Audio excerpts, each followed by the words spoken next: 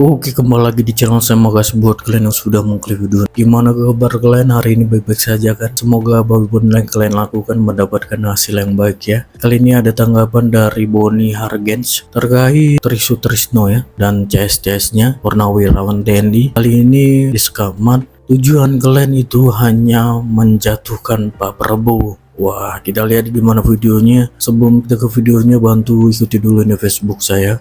Kalian ke Facebook dan klik nama saya Renaldi SB di pencarian Facebook. Tidak tunggu lama, kita ke video langsung. Let's go. Itu kan mereka, itu kalau poin nomor 6 menurut saya secara implisit mereka mau menyerang Pak Prabowo.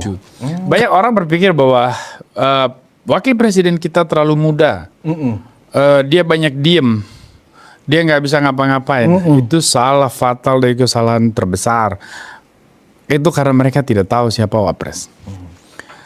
Sebetulnya Mas Gibran ini jauh lebih tua dari kita semua di dalam hal pengalaman, di dalam hal perasaan. Bayangkan bapaknya dihina habis-habisan menjelang pemilihan gubernur 2012 di Jakarta.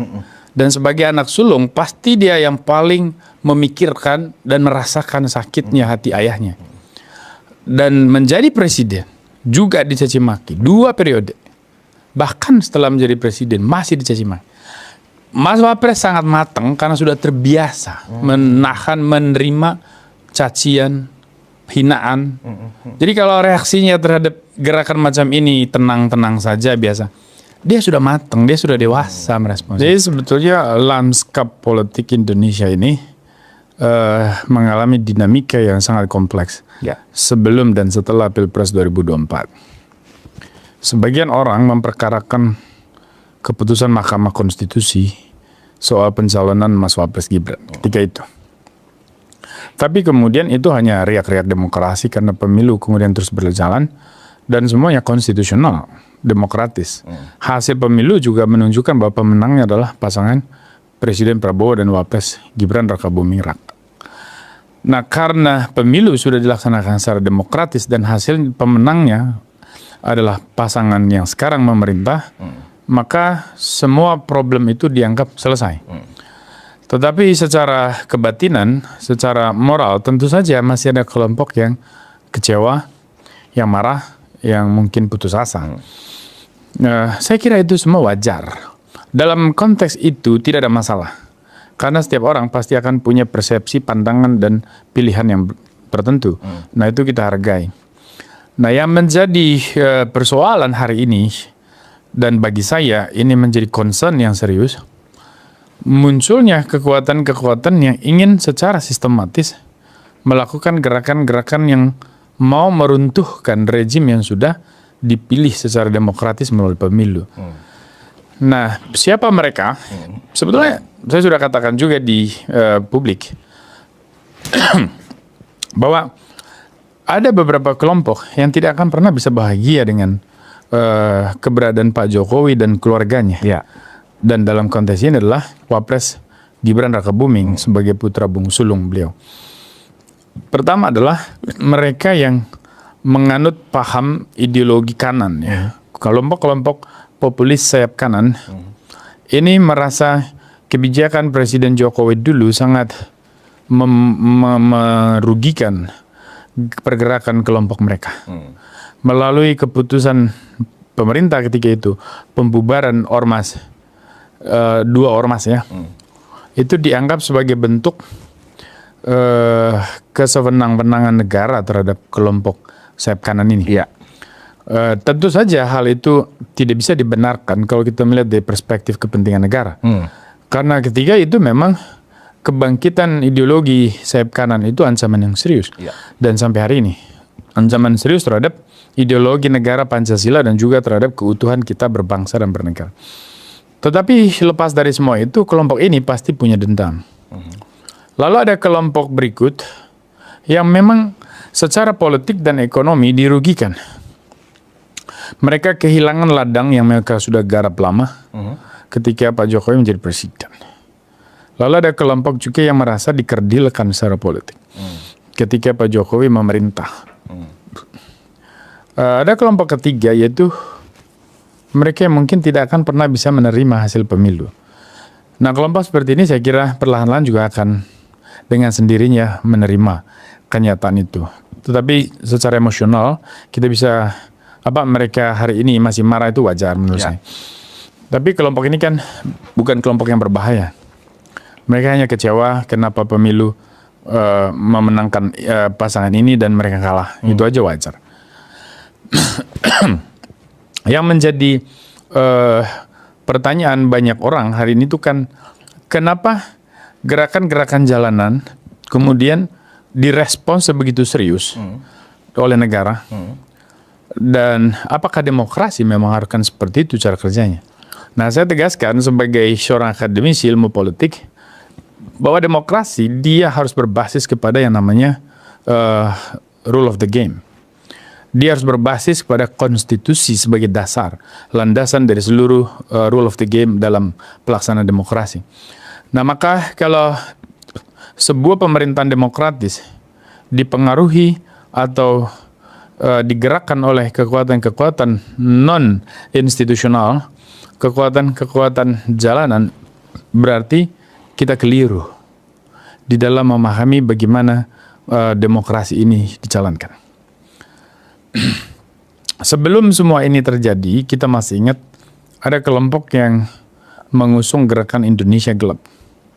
Indonesia Gelap bisa saja dilihat secara positif sebagai upaya untuk memberi alarm kepada pemerintah bahwa kompleksitas atau spektra ancaman yang akan dihadapi oleh bangsa ini ke depan di segala gatra, terutama ekonomi sebagai implikasi perang dagang Amerika-China misalnya, itu akan menjadi tantangan yang sangat serius bagi Indonesia, maka pemerintah harus bekerja keras.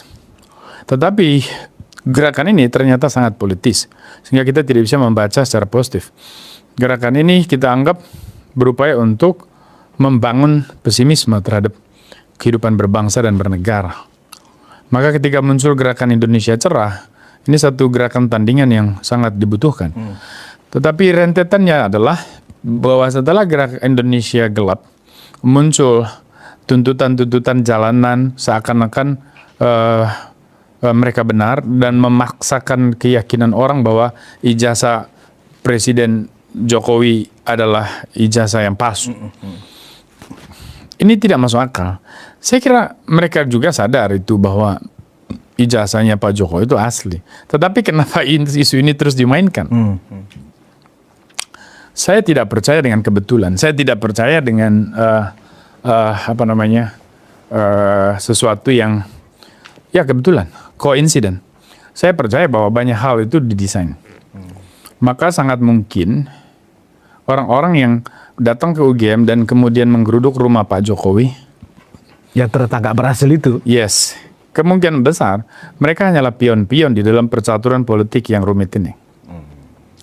Siapa mastermind di balik ini, itu tidak akan pernah bisa kita ungkap secara terbuka, karena meskipun kita tahu, karena itu adalah sudah ranah hukum. Nah, menariknya bahwa setelah apakah aktor itu, Bung, musuh dalam selimut gak kira-kira?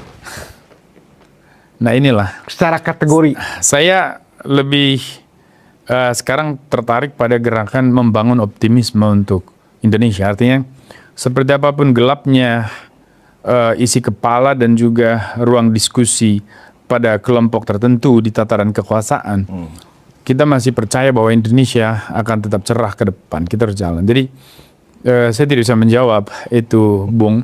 Saya bisa mengatakan bahwa semua akan baik-baik saja. Yang pasti luar atau dalam itu tetap pemain. Nah, karena itu adalah pemain, ya maka perlu dianalisis, diidentifikasi itu, diprofile itu, dikaji. Karena kalau kita mau bicara soal menyembuhkan penyakit, kan kita mesti melakukan diagnosa. Betul. Apa bakterinya, virusnya, dan segala macam. Nah, demokrasi kita ini sudah mengalami kemajuan. Kita sudah melewati berbagai macam kerumitan di dalam proses elektoral dan sebagainya. Dan sekarang kita berhadapan dengan situasi dinamika tantangan ekonomi yang serius, sosial, politik. Tiba-tiba muncul gerakan-gerakan yang menuntut ijazah Pak Jokowi, kemudian mendesak pencopotan Wapres Gibran. Kan masyarakat mayoritas juga sadar itu oh ini hanya permainan kekuasaan, oh ini hanya ada sekelompok orang ingin mengail di balong yang keruh gitulah. Ada segelintir orang yang memang haus dengan kekuasaan atau memang tidak akan pernah ikhlas negara ini diatur oleh keluarga Pak Jokowi. Nah, apa dasar kesentimen mereka? Ya, saya kira banyak orang paham itu. Ya, cuman sekali lagi itu akan masuk karena hukum kalau kita bisa ungkap semua. Yang pasti menurut saya karena ini gerakan politik, masyarakat tidak akan pernah membaca itu secara lurus harfiah. Mereka tahu bahwa ini permainan pasti akan diselesaikan dengan gampang lah. Dan mereka juga percaya bahwa pemerintahan Presiden Prabowo tidak akan dipengaruhi oleh gerakan macam ini. Nah, menariknya kemarin hasil survei dari Rumah Survei Indonesia menunjukkan ternyata memang mayoritas publik masih menganggap Mas Wapres Gibran itu punya prestasi besar. Dan prestasi Presiden Prabowo dan Wapres Gibran ini mendekati 80%. Artinya kan trust dari publik itu masih bertahan pada range yang positif. Nah, dengan demikian kalau kita membaca gerakan jalanan macam ini, kita akhirnya sadar oh ini ada kelompok-kelompok yang mungkin punya keresahan, itu baik, keresahan tentang kehidupan berbangsa negara. Tetapi kalau keresahan itu dibalut dengan ambisi, itu kan akan menjadi penyakit itu. Nah, makanya semua harus kembali kepada konstitusi. Saya kemarin sangat berharap seorang juru bicara presiden misalnya mengatakan dengan tegas bahwa Indonesia menganut demokrasi konstitusional. Maka segala perkara harus ditangani berdasarkan konstitusi. Dan sejauh ini pasal 7A di dalam Undang-Undang Dasar 45 tidak satupun ketentuan pemakzulan yang memenuhi syarat untuk memakzulkan presiden ataupun wakil presiden. Jadi tidak ada angin, tiba-tiba badai, kan begitu. Apa sih salahnya Mas Wapres? Kan pertanyaan orang begitu. Iya. Kalau ada yang kecewa dengan proses pilpres, kan simple, nggak usah milih pada saat pilpres. Betul. Dan terbukti kan beliau menang tidak 100% juga. Ada sekian persen yang tidak memilih beliau. Betul. Berarti mereka yang tidak menyetujui. Dan demokrasi punya mekanisme begitu. Nah, kalau orang memperkarakan hari ini Mas Gibran, itu artinya mereka memperkarakan Pak Prabowo. Pak Prabowo tentu saja sadar itu, bahwa ketika orang ingin mencopot Wapres, mereka sebetulnya mau mengatakan copot presidennya. Kan itu aja sebetulnya. Karena ini divi tunggal. Ini yang nggak dibaca publik. Itu yang publik nggak baca. Betul. Ini kan divi tunggal. Divi tunggal artinya tidak bisa dipisah. Betul. Dipilih sebagai paket di dalam pilpres. Kan di dalam ketentuan undang-undang pemilu kita kan tidak mungkin mencalonkan presiden tanpa wakil. Betul. Atau mencalonkan wakil tanpa presiden. Itu satu paket. Nah, kalau hari ini orang mendesak wapresnya dicopot, ini kan bukan bicara soal ban mobil bisa ditukar ganti oleh ban reserve, ya kan? Ini bicara soal tata negara. Konstitusi tidak punya ketentuan yang bisa menjamin gerakan macam itu bisa dibenarkan. Memang ada banyak pakar-pakaran atau yang saya bilang pseudo intellectuals, akademisi pseudo itu yang berupaya untuk melakukan justifikasi bahwa ada langkah-langkah yang konstitusional untuk memakzulkan wakil presiden. Tapi itu kan karangan dia aja. Ya. Teori yang dia bangun sendiri untuk membenarkan pilihan politiknya. Tapi bukan teori hukum tata negara yang sebetulnya. Nah, tadi ada kata mastermind. Iya. Ya. Kalau kita lihat dan kita baca secara lebih sedikit agak berbau akademik, siapakah mastermind-nya? Yang kemudian muncul sebagai jawaban adalah spekulatif. Nah, untuk mencoba mengedukasi publik, Bung Boni, apakah mastermind ini, ya kan, orang yang punya kaitan dengan mereka kalah dalam pilpres, atau mereka yang memang ya hanya ingin target operasinya adalah keluarga Pak Jokowi saja? Itu kan dua hal yang berbeda. Gimana Bung Boni melihatnya? Saya melihat ini kelompok yang memang secara tendensius memiliki dendam tertentu terhadap keluarga Pak Jokowi. Nah, seperti yang saya katakan di media lain, mereka ini menyerang Pak Jokowi, tetapi target finalnya itu kan Wapres Gibran. Nah, hanya ada sebagian orang sudah tidak sabar, langsung menyerang Wapres. Tujuan awalnya ini kan melemahkan citra Pak Jokowi dalam rangka melemahkan posisi tawar Wapres Gibran Raka Buming di pemilu berikut. Jadi orang-orang ini kan bermain untuk 2029. Menurut saya ini prematur. Bayi lahir sebelum waktunya. Jadi gerakan ini juga pasti akan tergerus oleh waktu lah. Karena kalau mereka mau bermain, permainan ini tidak menarik, tidak cerdas. Tidak menarik dan tidak cerdas. Artinya bisa dikatakan poin-poin yang disampaikan itu memang tidak menarik dan tidak cerdas. Exact. 8 butir itu ya kan? Kalau bicara soal itu, saya kira ada beberapa poin yang sifatnya seruan moral. Ya. Tentu saja itu baik. Mungkin itu yang dimaksudkan oleh Pak Presiden Prabowo yang mengatakan kami menghargai dan akan mengkaji. Saya kira berkaitan dengan poin-poin yang mengingatkan orang soal Astacita kan sebetulnya. Menyadarkan kita semua termasuk pemerintah bahwa hey, program Astacita itu harus menjadi payung di dalam seluruh kebijakan karena itulah sasarannya kan. Jadi yang mewarnai setiap kebijakan pemerintah dari level atas sampai ke bawah itu adalah Astacita.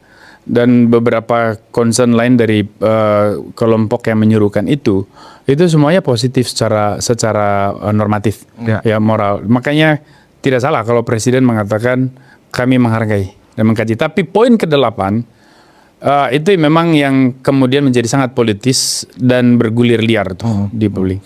Saya kira Presiden tidak bermaksud mengomentari itu. Poin ke-6 agak related dengan poin 8. Yes. Poin 6 kan meminta presiden ya kan mengganti atau melakukan reshuffle, Exactly. reshuffle kabinet dan menteri-menteri yang masih terikat dengan Presiden Jokowi. Exactly, clear bahasanya. Dan disambung dengan poin ke-8 ya meminta Loh, itu kan pemakzulan. mereka itu kalau poin nomor 6 menurut saya secara implisit mereka mau menyerang Pak Prabowo. Karena Pak Prabowo itu menterinya Pak Jokowi. Menteri Pak Jokowi yang kemudian didorong Pak Jokowi dan dipilih oleh rakyat Indonesia menjadi presiden. Nah, makanya saya senang sekali dengan pernyataan resmi dari kelompok Purnawirawan TNI yang Angkatan Darat yang mengatakan bahwa gerakan itu tidak ada hubungannya dengan organisasi Purnawirawan. No, itu statement yang sangat menyejukkan dan disitulah orang menyadari bahwa TNI di Republik ini itu adalah kekuatan sentral, fundamental yang membuat negara ini bisa bertahan, yang membuat bangsa ini bisa utuh. Nah, di situ kita menyadari betul. Iya. Maka harus kita bedakan gerakan-gerakan politik praktis dan gerakan politik kenegaraan. Saya tidak tahu siapa-siapa saja yang memberi masukan kepada presiden. Yang pasti teks itu yang 8 poin harusnya dibaca di dalam 2 dimensi itu.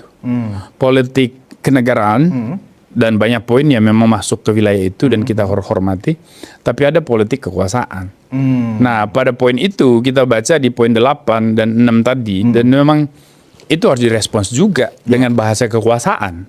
Harus direspon juga. Harus direspons dengan bahasa kekuasaan dan juga dengan bahasa hukum. Dengan bahasa kekuasaan kan artinya bahwa kita bisa bicara soal apa motifnya. Kenapa harus menyerang Wapres?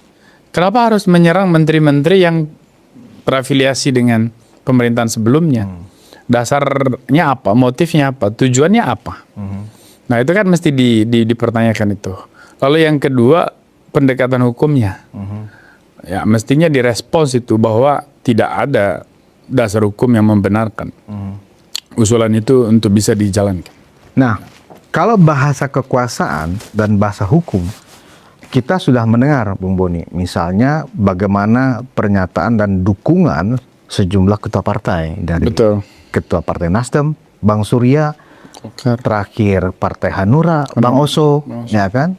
Dan juga kalau dari sisi institusi parlemennya, Ketua MPR Ahmad Muzani sudah mengatakan tidak ada dasarnya, itu sudah sah, ya kan?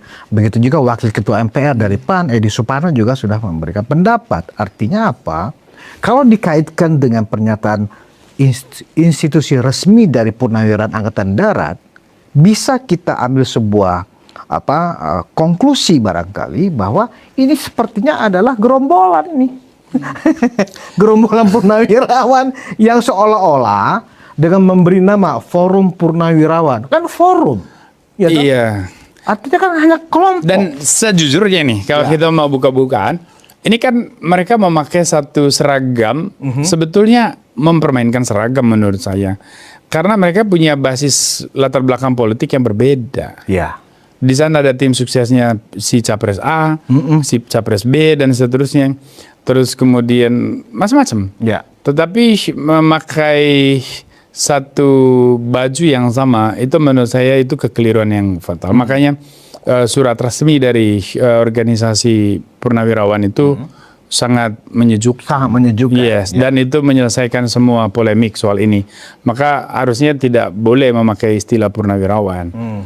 Karena itu akan merugikan kelompok Purnawirawan dan juga institusi secara keseluruhan. Sayang sekali. Pak Pabrik kenapa tidak melihatkan sikap ya, Bung Boni? Oh, tidak harus juga mereka. Tidak harus juga. Tidak harus. Kan kita mengerti lah. Di sana pasti ada rasa saling respect.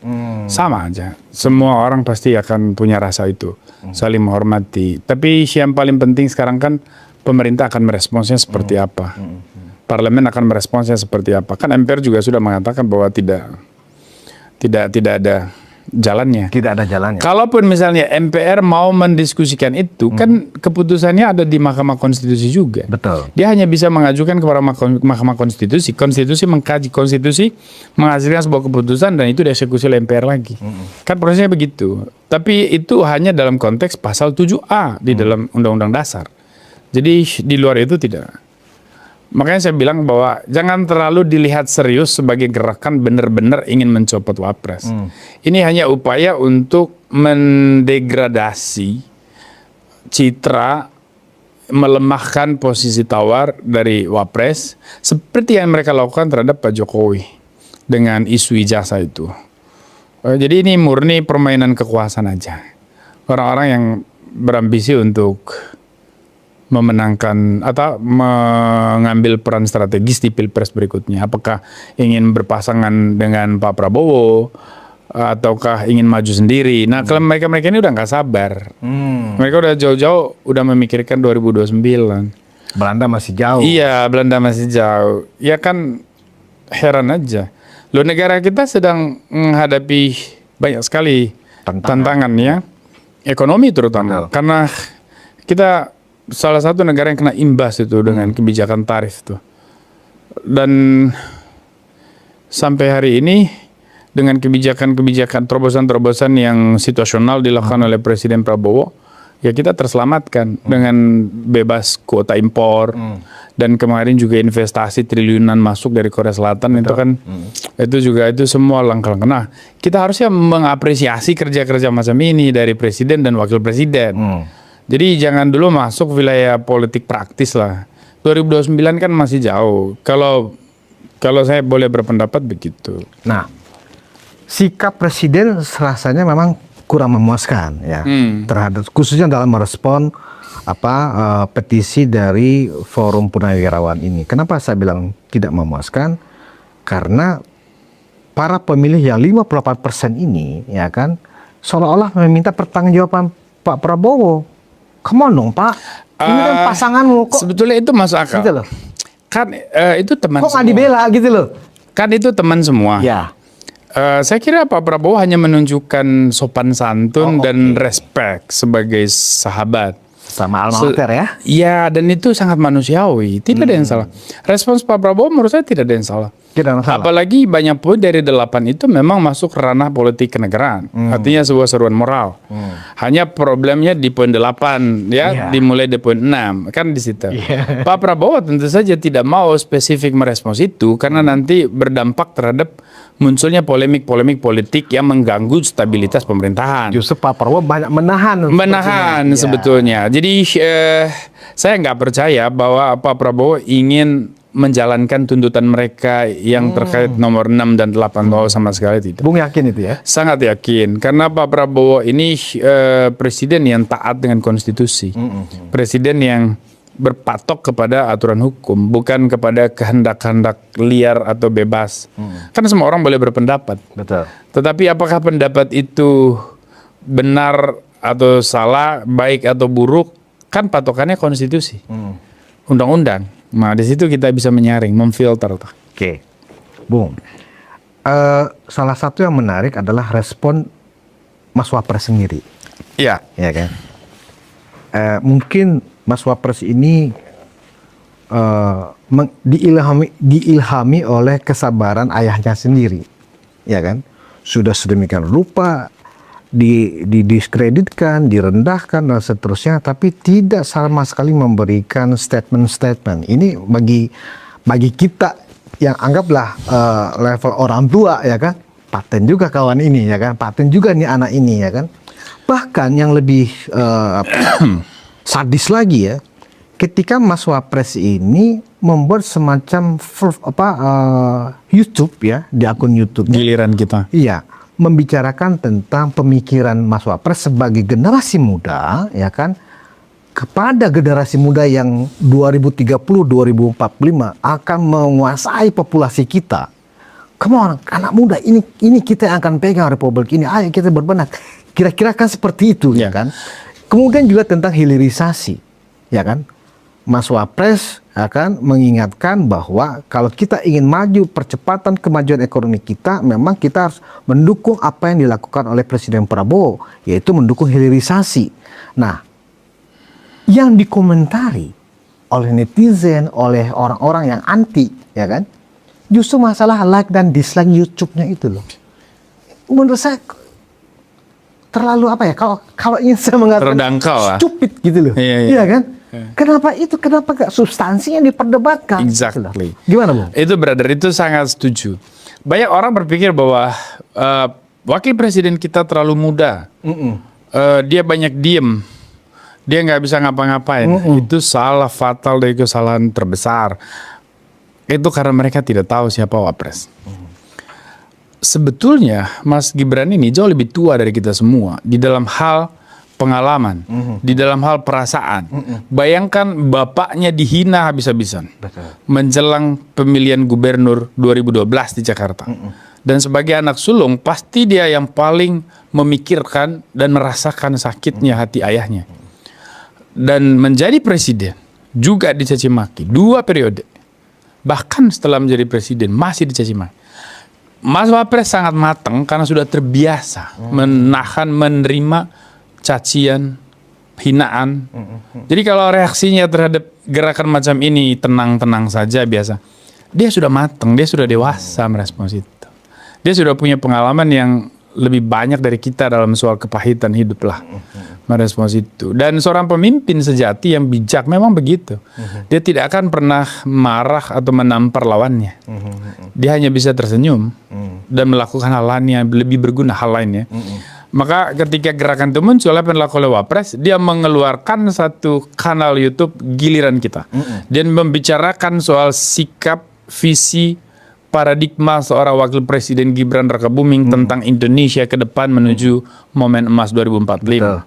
Dan buat saya, orang kalau membaca dengan akal sehat, ini orang sangat jenius. Ini Wapres merepresentasikan pola pikir kaum milenial, tapi juga melampaui cara berpikir generasi XY itu, apalagi baby boomers. Jadi dia tidak menghadapi lawannya, tetapi dia mengalihkan arahnya. Dia melakukan hal-hal baik, dia menunjukkan kepada orang, kepada kita semua bahwa dia hanya mau bekerja. Dia hanya mau memikirkan kepentingan umum. Dia tidak melayani orang-orang yang menyerang mencaci maki. Toh keluarganya udah biasa dihina. Hari ini Pak Jokowi ke Polda untuk melaporkan. Baru kali ini Presiden Jokowi, Presiden ke-7 kita, merespons secara hukum semua orang yang selama ini menyebarkan fitnah, caci maki, kebencian, segala macam terhadap Pak Jokowi. Nah ini penting, sebuah pembelajaran. Begitulah demokrasi bekerja, dia harus berdasarkan hukum. Nah kembali ke soal Mas Wapres Gibran tadi, saya kira proses ini akan mematangkan beliau lah. Semakin banyak yang membenci, semakin banyak orang yang menyerang, kan berarti semakin penting sosok itu. Dan itu akan juga membuat Wapres semakin matang dan semakin tinggi dia terbang. Jadi diam-diam saya yakin Mas Wapres juga bersyukur tuh kepada semua pihak yang membencinya dan melakukan gerakan melawan Wapres. Itu kampanye gratis itu buat Mas Wapres. Iya, kadang-kadang kita sendiri aja yang tidak ada kaitan keluarga dengan Betul. Mas Wapres. Apa hubungannya Mas Gibran diejek serendah-rendahnya, bahkan yang lebih naifnya gini, Bu. Yang melakukan penilaian perendahan itu adalah orang-orang yang mengaku dirinya adalah seorang intelektual. Exactly. Teman-teman kita juga, Bu. Iya, Ya kan, iya. gitu lah. Karena kepentingan politik, ya kan.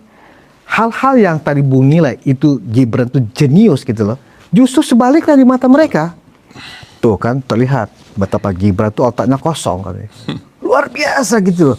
Bagaimana tingkat kecerdasan publik bisa direduce oleh orang yang mengaku seorang intelektual begitu naifnya di tengah publik. Ini kan juga sebuah pembelajaran cara kita dalam berdemokrasi, Bung. Iya, itu sebetulnya karakter dari era post-truth lah ya, yang dipengaruhi oleh kehadiran media sosial di dalam pembentukan opini publik.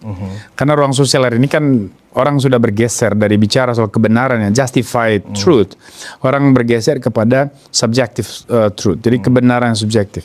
Orang tidak berbicara lagi tesis dasar kaum rasionalis, katakanlah dari era pencerahan ya. Ya. Kita dulu kan percaya betul itu dari era Descartes itu bahwa cogito ergo sum, bahwa akal sehat itu sentralitas, sentrum dari seluruh aktivitas berpikir. Jadi kalau saya mampu berpikir, ya itulah saya ada, eksistensi itu diukur. Tapi kan kalau sekarang enggak, orang nggak bicara soal cogito, orang bicara soal credo ergo sum, saya percaya maka saya ada. Orang hanya bicara soal sentimen subjektif. Saya percaya bumi itu datar, maka dia akan ngotot bahwa bumi itu datar. Kamu yang mengatakan bumi itu elips atau mendekati bulat, itu orang-orang bodoh. Nah, begitu. Jadi kebenaran tidak lagi didasarkan kepada evidence, kepada bukti yang empiris, tetapi kepada evidence base itu nggak lagi dipakai ya? Enggak, tapi itu sangat subjektif. Nah, di tengah situasi macam ini dan kebangkitan media sosial yang membentuk watak dari ruang publik sekarang dan juga demokrasi digital ini, tentu saja kita tidak bisa menghindar dari implikasi buruk macam ini yang dihadapi oleh Mas Wapres. Ya. Jadi media juga tidak semua kan masuk kepada koridor profesionalisme tuh. Sebagian masih pada ranah bisnis kan. Sehingga mereka membawa isu, mengajukan berita yang secara bisnis menguntungkan. Jadi orang melihat, oh yang like sekian, yang dislike lebih banyak.